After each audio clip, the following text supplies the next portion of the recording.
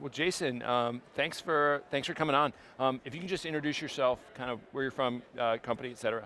Sure, Jason Brevnik, the CTO at NSS Labs. Been there about a year now. Awesome. We focus on validating and ensuring that security technologies are solving the problems enterprises have. Okay. So, I think it's always helpful, kind of, to understand how you got here, kind of different, your sort of pathway into security, because it's always usually an interesting story. Oh, it is. I don't know if we have time for the full story. Professionally, we could talk about, I was very early with Sourcefire in the intrusion detection space, all the way through IPS and NGFW, through acquisition into Cisco. And that gave me a lot of time to think about what I wanted to do next. Yeah. And I looked at the market, and there just wasn't anything that really excited me. Yeah. But NSS presented an opportunity to make the market better for everybody as a whole. Yeah. And that was interesting. And so I wanted to come over here and help make technologies better for the enterprise and security better for everybody. Yeah, and I mean, we're sitting here at RSA, and like behind us, there's literally like hundreds, if not thousands, of different security solutions out there, right? And I think, it's dizzying for even people who've been in the space for a long time to kind of understand how they all work, and to, let alone to think if they help, right? Oh, and now they're all like machine learned and auto-guided, and so they're black boxes in their own right. Right. The model is what we're talking about, not even the technology and the implementation. Yeah, it can certainly be an interesting one to decipher. Yeah, I mean, it's sort of like something that we already weren't particularly doing well as humans or understanding, but let's teach a machine that we don't even understand either to do it, right? It's like complexity on complexity. Hey, but self-driving cars are working pretty well. I mean, for the most part, right?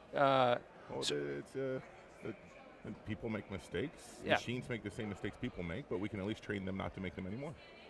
Yeah, and I guess, I think it's easy to sort of poke fun at a lot of things, right? Because I think no one's perfect, no system is perfect. So I'd love to sort of, we could start in the sort of machine learning space, where you're seeing things that are interesting and things that are really working, right? Because that's kind of what you guys do, right? For machine learning, in the endpoint space, we're seeing actually some really good results from a number of vendors that are taking that machine learned approach. It's interesting. It has a lot of promise. The challenge with all of those is it's very dependent on what we've seen in the past and the models used to teach them in the future. And understanding, that confusion matrix and how confident can you be?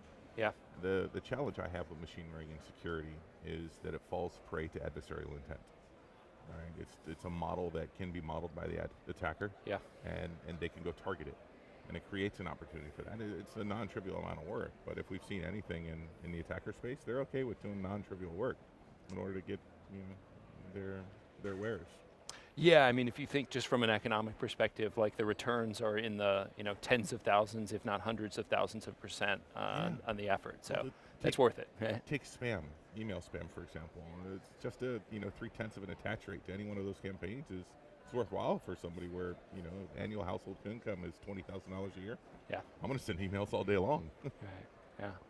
So walk me through kind of like where a company, how they bring you on, how they use you, how that sort of works. So we have really two different models or engagement styles. The first is when we create a group test, where we're assessing a technology domain or practice, and we're listening to the enterprise feedback on what they'd like to see these technologies solve for them. Take NGFW for example. I think we're on version 8 of our NGFW group testing. And then we define what it is we expect the technology to do, a test case in order to verify that the technology does it. And then for all the participating vendors or draftees, we go and we test the technology and measure how well it delivers on those claims. That data set creates this empirical result set that we're able to create comparisons for, because it's all the same environment they're compared against. Gotcha. And then we can express it through what we call a security value map and comparative reports. So the enterprise can start with their short list and set of information and then dig in from there. The other model that we engage with is directly with enterprises in a much more private style, where continuous security validation is what we do. The easiest way to think of it is we create a virtual remote office that they deploy their security in, and then we orchestrate attacks against the virtual office all day long, and measure how well their security is defending that virtual remote office. And that gives the enterprise the peace of mind to know that they're doing the right things, or when they're not, what their unmitigated risks are and how to action them. So essentially, I mean, people often hear about sort of pen testing, penetration testing, and sort of like hey, we bring this red team in and they sort of try and break all of our stuff, but we might do that. A good organization is doing that maybe quarterly, right? Maybe quarterly, yeah. And yours essentially is happening every day, Constantly, every hour. continuously. Right? It actually crawls the internet looking for active attacks that an enterprise might face. Gotcha. And then captures them and replays them against all the virtual remote offices at once. Gotcha. And allows us to measure the outputs of that. And there's a lot of talk about kind of the different sort of hacker programs where you sort of like invite hackers to hit a system. Have you guys ever brought in one of those sort of those teams or allowed one of your sort of simulated environments to be attacked like that? Interestingly, we don't need to invite it. It just happens. Oh, interesting. It's there.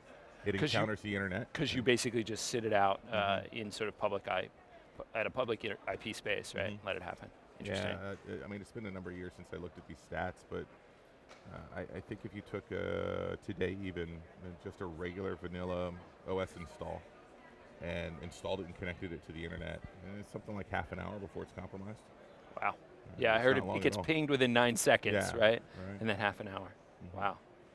So, on that map, so I'm a CEO, a CTO, right? And I decide, hey, I want to engage you, right? I want to test a bunch of these things. I've been talking to a lot of vendors.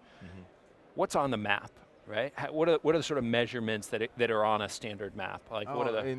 So the security value map is expressed really on two axes. There's cost, and there's effectiveness. Right? And you think about how the effectiveness of the security exists, and that's a weight against cost.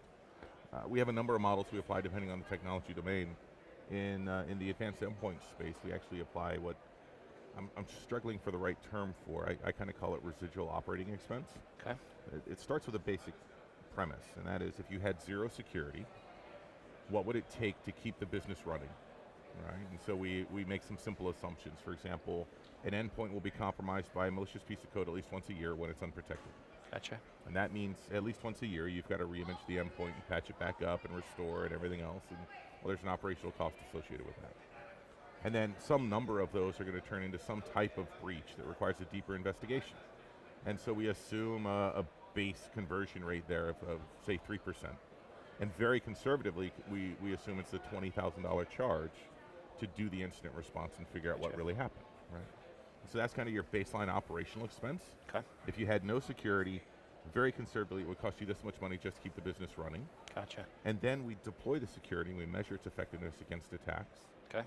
And then it's a cost savings. So it's a savings against what that would otherwise be the residual operating expense. And so that's how we actually model the ROI of deploying a technology, since there's no real return on security. Unless you're a vendor, there's no profit center for security, right? Yeah. No, and I mean, I think, the risk modeling is happening a lot. It depends on sort of how teams are structured, but they're often thinking, compliance, sort of the legal team is often thinking about kind of, that's the model that they're used to, the risk model, right? How much does this cost and what are the sort of likelihoods? So that's a nice thing. What are my exposures and can I insure against it and what's the likelihood? The biggest challenge in our space in dealing with ordinary risk, in my opinion, is that we don't have a do care standard you can apply. Okay. The attacker decides when they attack, and there's no amount of, well, I locked the door that's going to matter, right? The attacker doesn't have to be local. They don't have to have specific sets. They don't have to have a timing. They have every minute of every day to continue to attempt to attack you until they're successful. Yeah. And so the defender's inordinate job is defending 100% of the time, and the attacker's opportunity is only being successful once. It's a very asymmetric battlefield that way. Yeah, I mean, I hear that comment a lot, and then I'm starting to hear people who are thinking about sort of defense in depth, and like their contention, at least. But I mean, this is literally what you do every day, is that that you actually, if you set up a good layered defense, the attacker actually has to be right in a sequence of times. They've got to be right once, and you had a chance to stop them. Right again, right again. I mean. Again, I'm putting snake oil salesman against you. So. First of all, I don't think it's snake oil salesman. It's a great theory. The theory fails in a number of ways. Did you ever watch The Unit, the TV show The Unit? It was about this years ago. Anyway, they were special forces. They were supposed to compromise stuff, and there was this base they were supposed to compromise, and it had layered defense. Yep. It had an outer wall and a perimeter, and then a barrier and a guard shack. And I'm like, well, we can't get through all that. And I'm like, certainly we can get through all that. We'll just create a disruption each one and drive straight through. Gotcha. Same thing happens here. The presumption that the attacker must go through all layers is a great starting point. The reality, though, is it's just not true.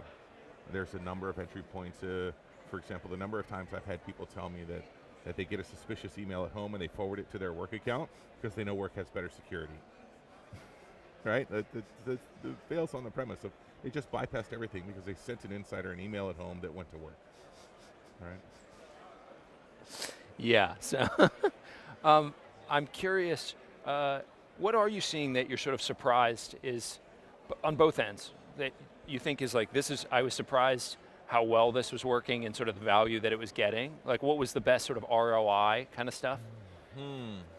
In security, it's interesting. There's a lot of great technologies out there. It very much depends on what you're trying to do.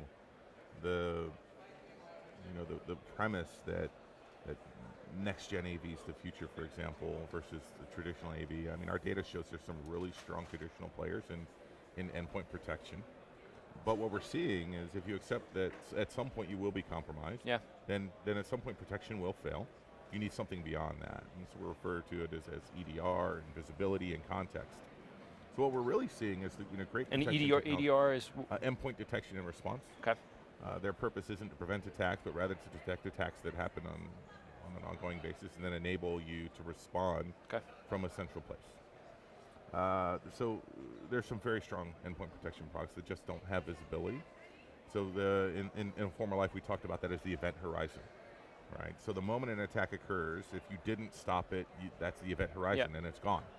EDR-like technologies, visibility technologies to follow on, then follow that attack through. Even though they don't yet know it's an attack, they create a log that allows you to see what's really happening. That allows further analytics of what's going on, and you contrast it with old information, and now you can respond to an attack that you didn't know was an attack later. Gotcha. And you can better scope it. So when that incident does occur, you at least know what occurred. And so that's the shift we're seeing fundamentally in that space. You tie that into crypto, network technologies are challenged to deal with security over crypto. The prevalence of SSL and TLS and the growing encryption of all data. So you kind of have to go back to an endpoint. You have to have both to be successful. Yeah. And so there's a number of challenges, and it's that constant battle between privacy and security, right? One thing, I think what was prompting that question is another conference that I went to, they were talking a lot about sort of deception and sort of shifting systems and exactly in that sort of the move kind of from security to resiliency. I was in some conferences in and around DC, the new guys from NIST. What have you seen in that space in terms of in that resiliency space, the dynamism, reducing sort of time in the system, all those sorts of things? Well, I'm not a big fan of deception or deception technologies, only because it's hard to say I'm going to go introduce chaos into an environment that is controlled chaos and distracting to an attacker when we haven't managed to build environments that are well expressed and auditable on their own right. And so it feels like we're adding resources to something that we shouldn't be, when we should be adding resources to be able to express the environment we're already in. The attacker's going to easily identify they're in this area. It won't take them long. Even if it takes them a week, they're going to identify they're there. The promise is that in their activities in the deception space, you've been able to model and then adapt this environment to be resistant, right? I personally, as an attacker, would then use this to send you on wild goose chases while maintaining silence and persistence over here. So, it's an interesting battle and back and forth. Yeah. There are certainly environments where deception technologies are going to be valuable and useful. I'm not convinced for the general environment that they have the value. You should be applying your resources to simple configuration management and patch management and general operational hygiene, and then traditional security controls on top of that for the visibility and controls. Adding a deception layer that you've got to manage, it seems to distract resources from otherwise meaningful areas. How about sort of like some of the virtualization stuff where you see people just burning down systems with more frequency, so it's more dynamism than deception? Yeah, so in those environments, certainly there's some promise. I worked for a government agency years ago, and their public website got hacked by the Chinese. Yep. And they didn't want that anymore, and security was a very nascent place. And so the challenge was, well, well, if they're going to keep hacking it and we don't know how to secure it, then how do we put a website up that was, is resistant to this, or at least doesn't give it, and this is when hacking was defacement, right? It's just a different web page was put up. And so we landed on running the website from a CD-ROM. You can't deface unwritable media, so the website ran from a CD-ROM. Very much an extension of that in the virtual world today. Here's the thing. Just because you burn down a machine and spin it back up doesn't mean they can't reattack it. Yeah. Right? And if you're in any way predictable cadence, then they can just as well have a predictable cadence. Right? There's a number of advanced techniques emerging that allow people to get outside of virtual environments and get outside of containment. So there's the persistence that could live underneath, and then you've got a real problem. Yeah. There's value in it operationally for operational hygiene, and not having to reimage a machine, so you could run VDIs for virtual desktop environments, right? But it's only treating a symptom. It's not treating the disease. How, if somebody, obviously you're a great place to sort of like test what's going on. If someone wants to think about how do I design, right? Like let's say, a new CISO walks into an organization, we'll not worry about that it might have legacy stuff, like starting fresh.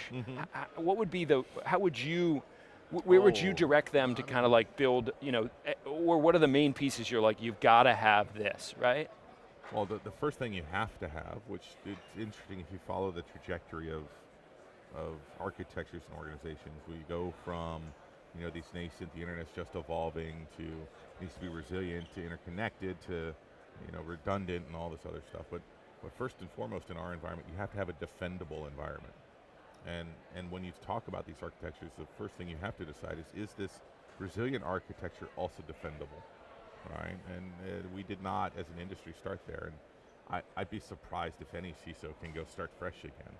Right? Too many environments have the technical debt of decades of integrations and acquisitions and deployments and that kind of stuff, and none of them started with, I'm going to build a defendable environment, right? That I can then assert some level of trust. That's why you see microsegmentation as an interesting area, insofar as at least you can contain things in their own operational world and not allow them to spread to others, versus a data center which is like wide open and you do whatever you want. Right, yeah. So put it in containers and segment it as much as you can. Okay, let's say it is an existing place. What would you say, hey, I definitely want to make sure you add this. You are a large financial institution, for example, right? What are you seeing that maybe that they're adding in? Some of the stuff that you're working on, you're like, hey, that actually, that markedly improved your security posture. There's no great answer to that, because none of these environments are the same. I've seen large enterprises, for example, billions of dollars in revenue, not have a threat inspection device for the network, not have an IPS. Gotcha. Obviously you want something that can perform that role, whether it's an NGFW or an IPS or something else, but there are clearly attacks that are being manifested that you should be dealing with. It's hard to say what you should get next when you're not handling the basics. Right. And then I've seen small organizations that have 50 different security technologies, and they're lost in just managing and operating them, and they'd be better served at just consolidating and eliminating a lot of those than trying to maintain this security infrastructure that's really not bringing them value in the grand scheme of things. Yeah. But there's this challenge in the security space, which is no security and the best security are indistinguishable from each other until somebody gets attacked. Right? And so you could do your competitor and you, same amount of resources to apply to market. You're applying a bunch to security, they're applying a bunch to research and go to market. If neither of you get attacked, then on the outside it looks like they're doing better. Right up until somebody attacks, and now they're going to have a hard time maintaining operational cadence, and you're going to keep moving along. That's why we actually created the continuous security validation concept, so we can deliver KPIs to executives. They can understand the security is actually working as designed and intended in the absence of any of that measurable information. Now, perfect security is invisible to the user. It's invisible to the business, and you never get attacked. Right. And therefore, there's no concept of the value it's delivering. Yeah, it's incredibly frustrating. I don't understand why we spend all this money, nothing's happening. You're like... early days in Sourcefire, we had a customer, they bought what then was an IDS, and they deployed it in their environment, and they called support, and it's one of my favorite stories. And he was mad, he was legitimately mad. And he told support that he was never being attacked until he deployed our product. And it was this realization that he believed that it was our product that brought the attacks. Yeah. It was a very interesting thing to deal with. How do you think, I mean, it seems maybe just in the last kind of couple of years, we've gone from like a lot of verticals, a lot of spaces kind of gone from 0 to 100. I think like the election space or even some of the like utility guys, right? Like they're getting literally like briefings from Department of Homeland Security, like we should talk, right? How do they, maybe not the CISO, how does the management of those sort of organizations educate themselves? How do they sort of climb the curve? When we talk about utilities, embedded devices, process control, what would generally be referred to as IoT, Internet of Things, the interesting thing I found was, for example, utilities. There's a lot of opportunity to improve the state of security there. Operational efficiency dictates they have to interconnect everything, and interconnecting everything then creates opportunities for attacks that otherwise wouldn't exist. And the security to deploy on that isn't fundable because the utilities are commodities regulated by commission, and they don't actually have the margins to deploy security there. So it's almost a self-fulfilling prophecy there that we're going to interconnect things in order to get more efficiency out of it, and we're not going to deploy security because we're not allowing the utilities to charge enough in order to effectively defend it. At some point we're going to see an event that kind of changes that dynamic, but it's not for lack of education. Everybody, I think, is pretty well aware. 5 years ago there was this denial that it could happen, and I think the phrase that most irked me once was, if it were true, why hasn't it happened yet, right? And it's one thing for somebody to deliver ransomware on your computer and get $10 from you or $100 from you. It's an entirely different thing to knock down the Eastern Power Grid. Yeah. Right? That kind of thing results in a very severe response. And so it hasn't happened yet because I think the response is what people are afraid of, but it doesn't preclude it from happening. Yeah, I mean, and it is happening. I mean, you're seeing it happen overseas. I mean, whether that's like in Saudi Arabia where you saw Saudi Aramco. Yeah, Saudi Aramco, like bricking. We saw it in Ukraine. Yeah. Right. We've seen it in a number of different places for sure. It's definitely possible. I mean, I've been peppering you with questions. What we have a few more minutes. Anything else you kind of want to talk about, cover? This is your soapbox. Tell the world. I don't need a soapbox. I don't need a soapbox at all. It's I'm happy just talking. I love technology. I love security. I'm happy talking about the state of the industry and how things are, sharing the perspectives on them. I think we've come a long way, candidly, from where we were a decade ago, 2 decades ago. But we've got a long way to go. Yeah. Right? There's an incredible amount of technology debt in deployed systems. I know of companies that still run businesses on mainframes that were built 30, 40 years ago. And they don't even have people to create updates to those things, and so they still run. Yeah. And so it's fascinating. Yeah, I've heard them described as sort of the zombies of devices, right? They're just living on, sort of half dead, but still can hurt you for sure, right? If you think about critical infrastructure in an organization, one of these systems is critical infrastructure to them, and it's just running and it does what it does, and a testament to design and engineering then. But the security was not built in. Okay, I mean, I think that is one area that I've had a lot of conversations, and maybe we'll end there in terms of like legacy systems. What are you seeing people do well? Because you do have, I mean, I understand it, right? Like you're a power company, you buy a good piece of equipment, it's well made, it's going to last 30 years, right? You're in year 15, right? But walk back, to 2003 and think, well, that was Microsoft Servers 2003, right? Unpatched, unpatchable. Right. How do you think about securing in that world? Because so much of our IT systems are, we think in like maybe 5-year horizons, maybe 10 if that thing's like running smoke out the back, right? Versus like the real machine. Yeah. The OT versus IT. Yeah, how those two come together and the different sort of life cycles of the two. It's interesting in that, for example, if you look at the medical space, a lot of these machines are certified to deliver on whatever their claim is, a sonogram or an X-ray or a CAT scan. And they were deployed with, let's say Windows XP as an example. The company that built that machine isn't going to, they have no motivation to go back and revisit the operating system and the software that controls the machine. And so the certified version must remain vulnerable. It's an interesting, you can't even install an endpoint technology on it without breaking your certification. Yeah. And so it ends up creating these enclaves. And the enclaves, properly done, is microsegmentation around each element and strong Gotcha. monitoring and that kind of thing. But at the same time, you watch somebody access the internet from them, just don't do that, Yeah. right? Yeah, I mean, I did another interview and we talked about sort of air gapping, right? And they're like, she referred to them like unicorns, right? Everybody talks about them, but Yeah, so they far I've don't, never they don't seen actually one. exist. I'm certain they do exist in a lot of environments, but when you talk about high stress environments where people are just trying to get their job done and patient care is utmost, it's unreasonable for us to think that accessing the information they need isn't going to be the first priority, right?